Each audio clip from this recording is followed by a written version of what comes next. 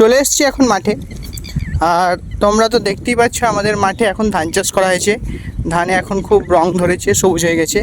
এর মধ্যে ধানে মাজরা পোকার খুব উপদ্রব বেড়ে গেছে। দেখতেই পাচ্ছেন আপনারা, এই যে মাঝে মধ্যে দেখবেন পাতাগুলো সব খেয়ে নিয়েছে, মরে গেছে, হলুদ হলুদ হয়ে গেছে।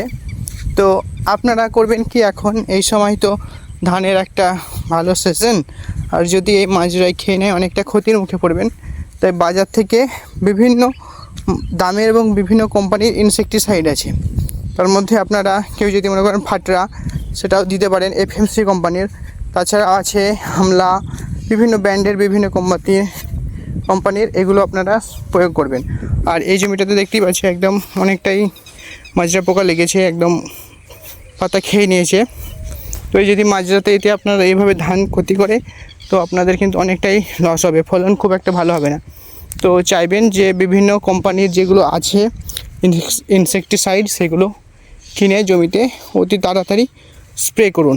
তাতে আপনার ধানের কোয়ালিটিও ভালো থাকবে এবং ফলনটাও ভালো হবে।